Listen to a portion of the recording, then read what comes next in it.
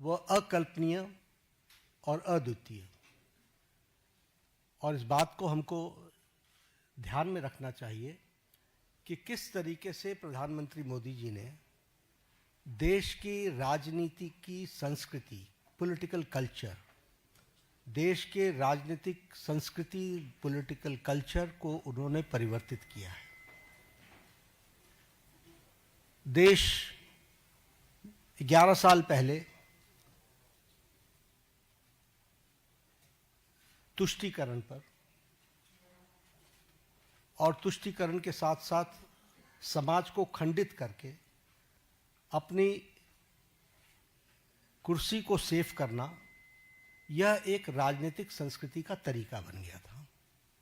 लेकिन प्रधानमंत्री मोदी जी के आने के बाद जब मैं कहता हूं कि he change the political culture of the country, तो politics of performance, responsive government, responsible government, एक जिम्मेवार सरकार, एक जवाबदेह सरकार, और इसके साथ साथ हम ये कहेंगे कि पॉलिटिक्स ऑफ रिपोर्ट कार्ड, यानी हम अकाउंटेबल गवर्नमेंट, जो हम काम कर रहे हैं उसको हम जनता के सामने अकाउंट करते हुए चीज़ों को रखें। ये नई संस्कृति पैदा हुई, और इसलिए मैं बड़े गर्व के साथ ये कह सकता हूँ कि पिछले 11 साल में मोदी जी के नेतृत्व में चलने वाली सरकार ने भारत की राजनीति की संस्कृति को बदलकर न्यू नॉर्मल, न्यू ऑर्डर को स्थापित किया है।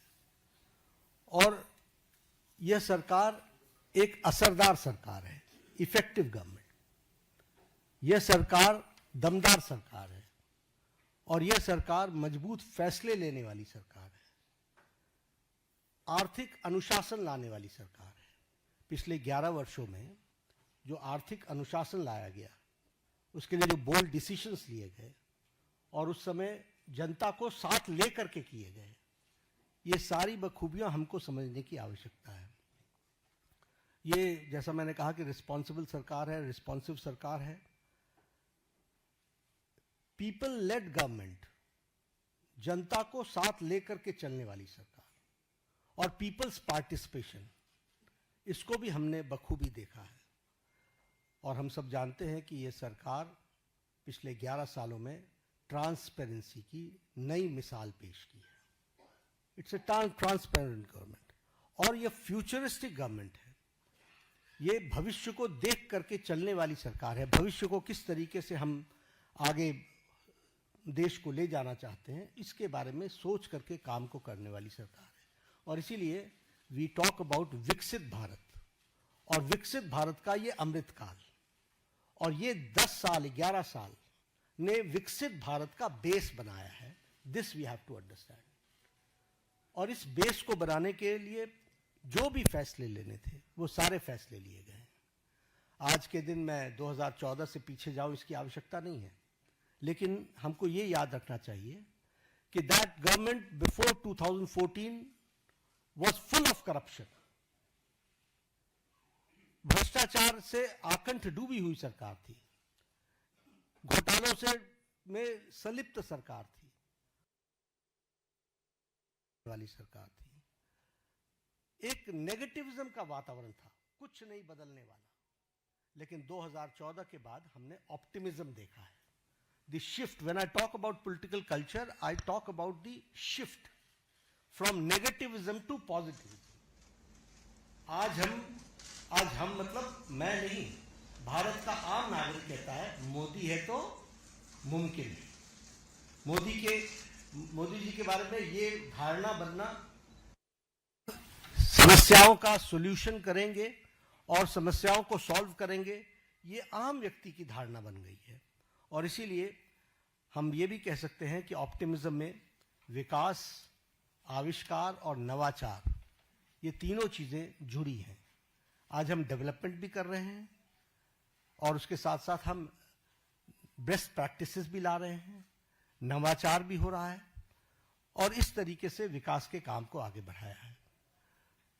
अगर मैं मोदी जी के शब्दों में बताऊं तो उन्होंने कहा है कि this decade will prove to be the base of the development of the future विकसित भारत। और इसी काम को लेकर के जो हम लोगों ने उनके नेतृत्व में जो उन्होंने नीतियां दी, परफॉर्म, ट्रांसफॉर्म, रिफॉर्म, इसको हर पॉलिसी में हम सबको देखने को मिलता है, हर नीति में हमको देखने को मिलता है। एवरी पॉलिसी आप देखेंगे तो इट्स डिफरेंट। पुरानी पॉलिसीज में भी जो चेंजेस आई हैं वो इसलिए कि रिफॉर्म चाहिए और उसी के साथ साथ हमको ट्रांसफॉर्म करना है और इसके लिए परफॉर्म करना है। और एक बेसिक प्रिंसिपल पिछले 11 वर्षों में हम लोगों ने अडॉप्ट किया और ये मोदी जी की ही सोच रही है, सबका साथ, सबका विकास, सबका विश्वास, सबका प्रयास। बहुत चैलेंजेस भी आते हैं, लेकिन उसके बावजूद भी अंडरलाइनिंग प्रिंसिपल हमारा बड़ा स्पष्ट रहा है। अब मैं अगर बोल्ड डिसीजंस की बात करूं तो मैंने कहा कि इतने एक प्रेस कॉन्फ्रेंस में 11 वर्षों के बोल्ड डिसीजंस बता देना ये मेरे लिए बहुत कठिन होगा, लेकिन आर्टिकल 370 को एब्रोगेट करना,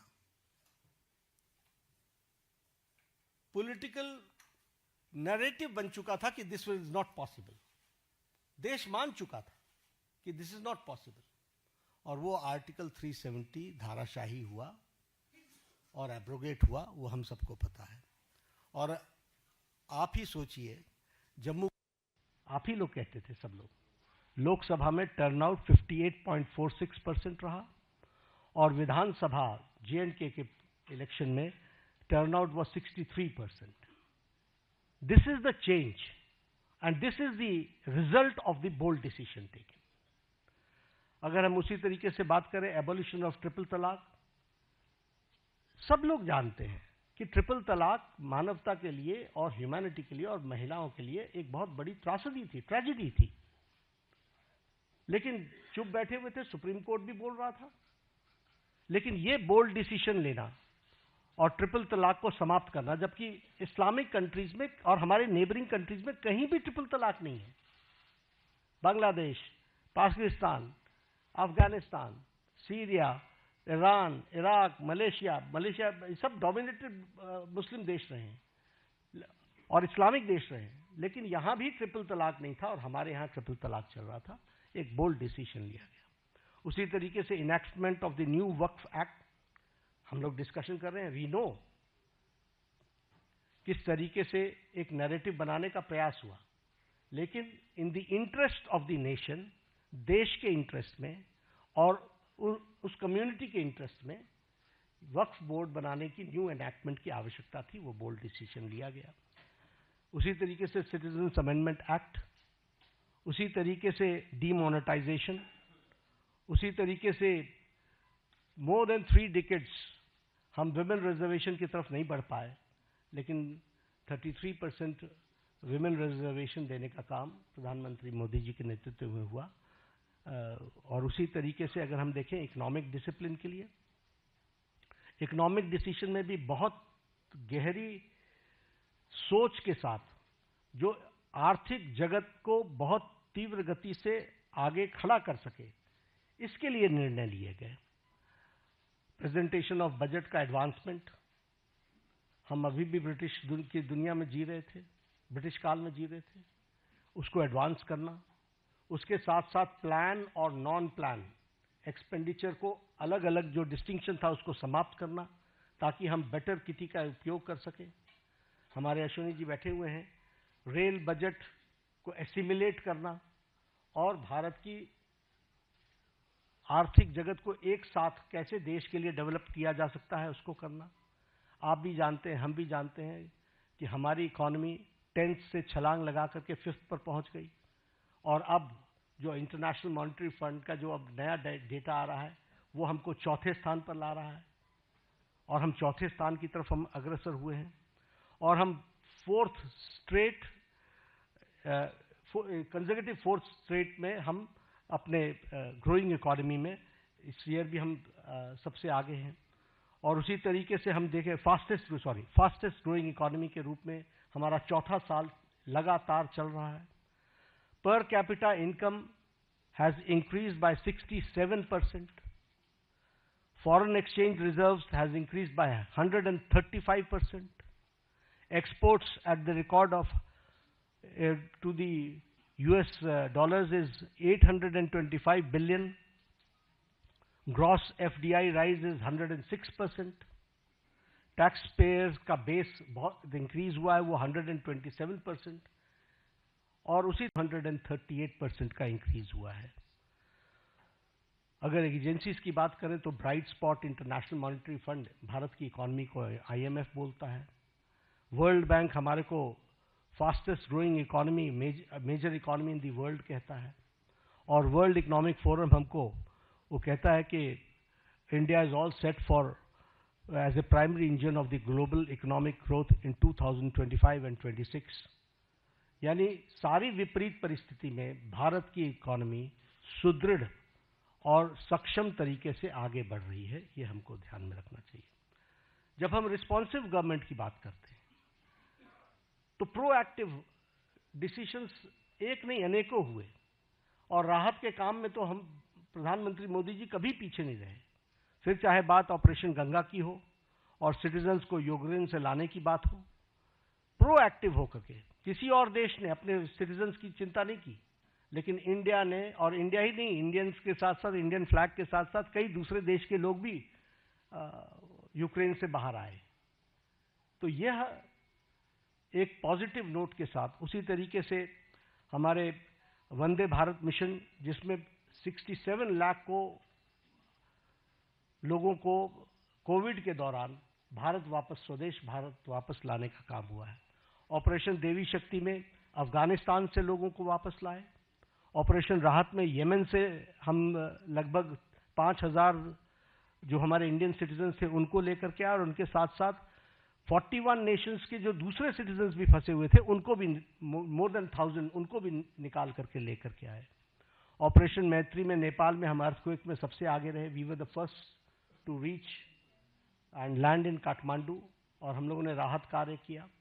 और अगर मैं ऑपरेशन वैक्सीन मैत्री की बात करूं तो ये बार बार मैं याद दिलाना चाहता हूं कि मोर देन 150 कंट्रीज में हमने वैक्सीन को पहुंचाया, और हमने कोशिश की कम से कम 48 कंट्रीज को तो फ्री वैक्सीन दी गई है, और ये वैक्सीन मैत्री में भी हम प्रोएक्टिव रहे. कोविड मैनेजमेंट पर मैं जरूर बोलना चाहूंगा, क्योंकि जब मैं रिस्पॉन्सिबल और रिस्पॉन्सिव गवर्नमेंट की बात करता हूं, देखिए ये पेंडेमिक सारी दुनिया के लिए आया था. ये पेंडेमिक इस शताब्दी का सबसे बड़ा पेंडेमिक रहा,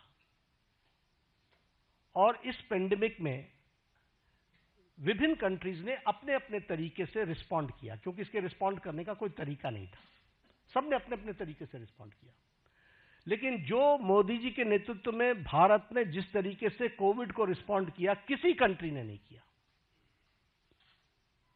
और किसी कंट्री, हर एक जगह कोविड की लड़ाई सरकार ने लड़ी. भारत में मोदी जी ने कोविड की लड़ाई जनता के साथ मिलकर के लड़ा.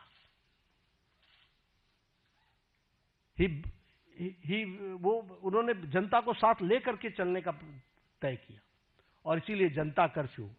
दूसरे देशों में लॉकडाउन के खिलाफ आंदोलन हो गए, वैक्सीनेशन न लेने के आंदोलन चले, लेकिन भारत अकेला देश है जिसने 220 crore double dose free of cost लगा करके world's largest and the fastest vaccination programme हुआ है. तो आप बताइए कि ये रिस्पॉन्सिबिलिटी और रिस्पॉन्सिव सरकार का किस तरीके से उसको पूरा करने का प्रयास हुआ है. ये मैं कोविड के बारे में जरूर बताना चाहूंगा. पिछले दशक में हमने समाज के सभी वर्गों की चिंता की है, फिर चाहे वो हमारे शेड्यूल कास्ट भाई हैं, फिर चाहे वो हमारे ओबीसी भाई हैं, फिर चाहे वो हमारे ट्राइबल भाई हैं, सबकी हमने चिंता की है. उनके लिए, हर एक के लिए अलग अलग नीतियां, अलग अलग कार्यक्रम, स्कॉलरशिप्स इस तरीके से देने का काम भारत सरकार ने किया है. अब यहां पर मैं स्कीम्स गिनाना शुरू करूंगा तो एक घड़ी लग जाएगी, लेकिन all schemes dedicated to SC, ST और हमारे ओबीसी भाई, इनके लिए चिंता की गई. उसी तरीके से महिलाओं के लिए विशेष करके ध्यान दे करके विमेन लेड गवर्नमेंट, विमेन को आगे रख करके बढ़ाने का काम करना, यह काम भी हमारी सरकार ने बखूबी किया है। और जब हम ये विमेन की बात करते हैं, फिर हेल्थ के सेक्टर में आप ले लीजिए, right from conception to delivery, फिर डिलीवरी के बाद vaccination, all programmes have been taken by government of India, all programmes. उसी तरीके से मैटरनिटी लीव, उसको 12 से 26 वीक्स तक बढ़ाना विथ सैलरी, विथ पेमेंट, और उसके साथ साथ बच्चे पैदा होने पर उनको मातृवंदना में योजना के साथ फाइनेंशियली सपोर्ट करना, ये सारी चीजें बताती है। और उसी तरीके से अगर हम देखें तो महिलाओं को, फिर चाहे आपने देखा इसरो में भी जब तस्वीर आई, जब चंद्रयान पे उतरा था, तो सबसे ज्यादा आपको वहां पर साइंटिस्ट महिलाएं दिखी थी। अगर आप देखें तो पायलट्स बनाने से लेकर के, आर्मी में कमीशन देने से लेकर के, एनडीए में भर्ती से लेकर के, अभी एनडीए से भी पास आउट हो गए हमारे गर्ल स्टूडेंट्स, गर्ल कैडेट्स, सैनिक स्कूल में ऑल 73, 76 हमारे जो सैनिक स्कूल्स हैं, 73 सैनिक स्कूल्स, उसमें उनको एडमिशन मिलना। इसके साथ साथ लखपति दीदी, और लखपति दीदी के साथ साथ हमारे सेल्फ हेल्प ग्रुप्स को प्रमोट करना। तो समाज के जो वर्ग जिनको थ्रस्ट देना चाहिए था, वो थ्रस्ट देने का काम 11 साल में हुआ है। एससी, एसटी, ओबीसी और हमारे महिला वर्ग को की मेन स्ट्रीमिंग करने का काम हुआ है। स्कीम्स के बारे में अगर मैं बात जैसे बार बार कर रहा हूं कि it will be very difficult for me कि मैं उनके आंकड़े रखने लगूं और स्कीम्स को रखने लगूं तो बड़ा लंबा समय चला जाएगा।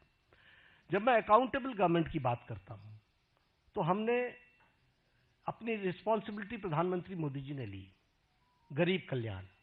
अब ये गरीब कल्याण स्लोगन नहीं था, 70 साल से गरीबी हटाओ का नारा लेकर के हम नहीं चले रहे, हमने गरीब कल्याण करके दिखाया है। और आंकड़े इस बात के सबूत हैं कि 25 करोड़ लोग आज गरीबी की रेखा से बाहर आ चुके हैं। और ये मेरे आंकड़े नहीं हैं, ये आंकड़े नीति आयोग के हैं,